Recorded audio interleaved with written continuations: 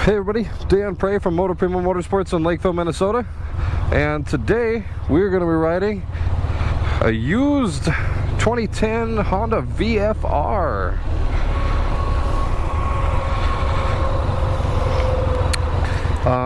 Taking a guy on a test ride today. He's on a Honda Valkyrie, and we're going to do a little ride today. So this Honda VFR1200F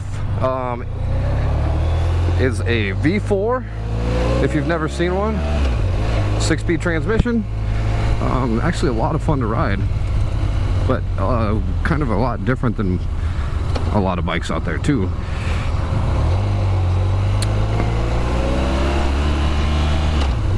Good power, a lot of horsepower on this bike. One of the things you will notice is that it's more of a sport touring. It's a little bit forward, but not too bad. And you can actually put really nice saddlebags and stuff on this thing. You can go tour all over the place. So this test ride, we'll see kind of what happens here with the guy I'm taking out.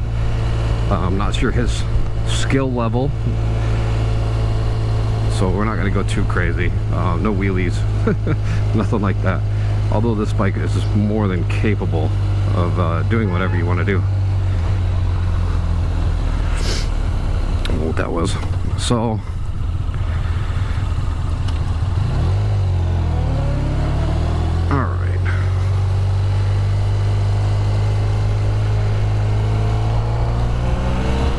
Honda VFR 1200 ran for quite a few years. Great sounding V4 motor. So kind of like, it's a big deal from Ducati. They came out with their V4, right? Everybody's super excited. Well, Honda's been doing that for years and years and years. I mean, that's basically what their MotoGP race bike is, running a V4. So Honda knows what they're doing for V4 motorcycles. This one, last time I read specs, was rated about 160 horsepower. I don't know foot-pounds off the top of my head. I'd have to look, but I would say this is about a 580, 600 pound bike just from weight feel, without looking up specs. 6-speed transmission V4, 1200 cc's. It's actually, you know, it's a lot of fun to ride. At this point we're doing like 35 miles an hour. I'm kind of waiting for the guide behind me so he doesn't fall too far behind. Speed limit's 45 through here, but control wise, we'll kind of go through that. Pretty basic, pretty standard early 2000, 2010 controls. There's no no ride modes, there's nothing like that. It does have ABS, but no traction control. This is pretty, like I said, this is pretty early on. You know, it's an 8-year-old bike now, which a lot of people, you know, you think 2010 is like, wow man, that's pretty new, but it's not. So controls on here, so they're pretty standard. Horn and turn signal are swapped on a lot of these Hondas, which is kind of weird if you've never ridden one. Come on, lady. If you've never ridden one, you'll always end up honking at people the first couple times you ride it when you go to do the turn signals.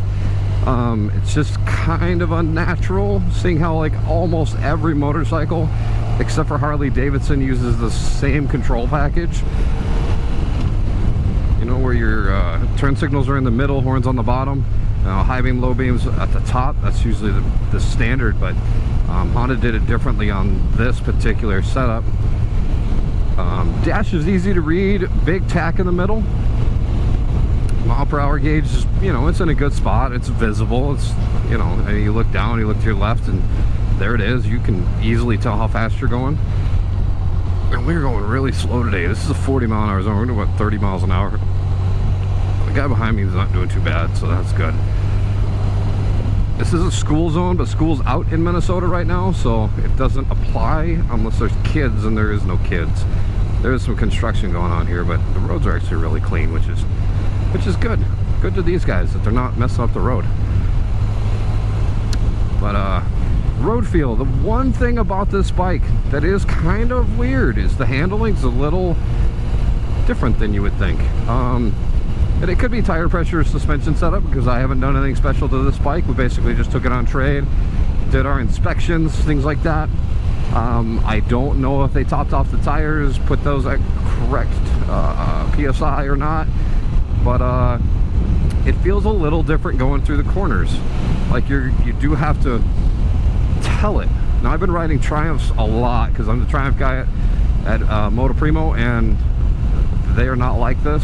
So it's been a while since I've ridden one of these Hondas, and you kind of got to get the feel for it again. You really, like, it feels very straight line. Like when you put it into the corner, it feels like it still wants to go straight, which is a little weird.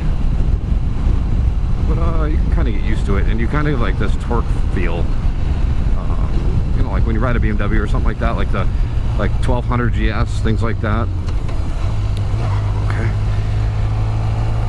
She could have got here a lot faster. She would have went the other way. Turn signal, not horn. Make sure the guy behind me is doing okay. Now, the guy behind me is deaf, which is challenging, but not impossible on a motorcycle. The only hard part for me, as far as instruction goes, is asking him if he wants to go on the interstate or not, which I'm assuming he does.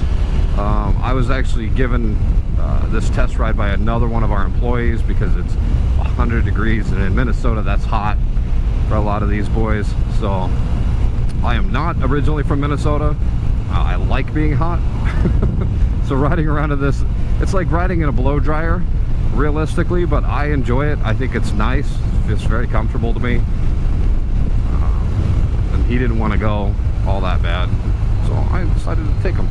But I didn't get a chance to prep him ahead of time, and unfortunately I don't know how to sign, so our communications together are going to be a little rough. Other than, you know, standard riding communication, you know, left hand, right hand turn, that kind of stuff. Anything I can use with hand signals. But one thing nice about this bike and the Honda Valkyrie that are behind me, they have no problem on the interstate at all. Make sure he's gonna. Alright, here he comes. Like, I'm in first gear, 6,000 RPM, 40 miles an hour. Not really. People see me.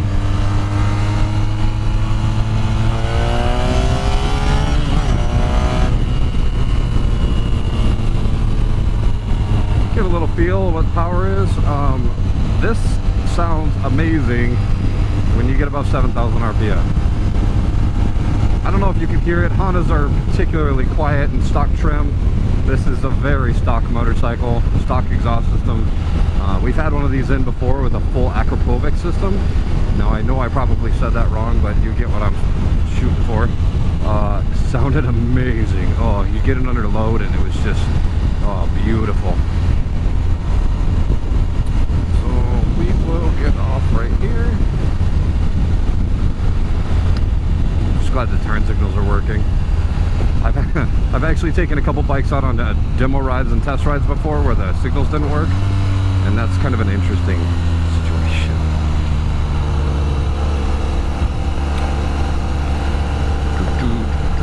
I'm not diving into this corner very hard here. This is an exit ramp, and normally you can take it pretty hard. I'm just not used to this bike yet, so like I said, the handling is a little different than what I'm used to. I think it's just the, you know, just the weight and the motor design.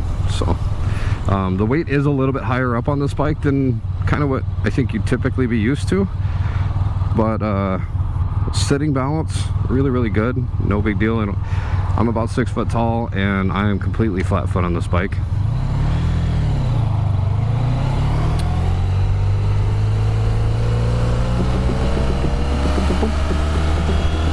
I think I could get really used to this handling. It would just take probably 100 miles or so of riding to figure it out, because it's not as dippy as I'm used to. Like, it doesn't like to dip into corners quite as fast. You can tell it's a lot more relaxed. So otherwise, guys, I mean, this is coming up to the end of the video here because we're almost back. As long as this guy follows me, jeez. VFR1200, my opinion, on a short little 10-minute ride. Good bike, fantastic bike. I think if you're going to put some miles on, eat up some miles, and you want something that feels sportier, this is a really good option. You know, it's a little bit far forward for some people. I think if you're not used to a sport bike, if you're not riding like CBRs or RS6s or Gixxers or, you know, things like that, then this is going to feel really awkward to you, especially if you're coming off like a cruiser. But sport bike riders are going to appreciate it. It's sporty, but it's upright a little bit. So I'd say, you know, try one out for yourself, see what you think. It's going to be in the category for me of bikes that I think you should definitely ride at least once, because the motors are awesome on these. Tons of power, just a lot of fun to ride that way, and very comfortable. I mean, the seat's not bad. As a factory seat, it's not too hard. It doesn't cut into you. Transmission's good. Motor feel overall is actually really good, so no complaints. So guys, this is Dan from Motoprimo Motorsports in Lakeville, Minnesota. If you have any questions, leave a comment below. If you have a good comment, constructive, that other people might be able to learn for, throw one down there too. If you just don't like the video, then, you know, leave me a comment on what you do differently. Otherwise, guys, I'm Dan Prairie from Motoprimo Motorsports in Lakeville, Minnesota. Visit us online at www.motoprimo.com. We find all the gear and accessories you'll need. Like, share the video, guys, and we'll see you next time.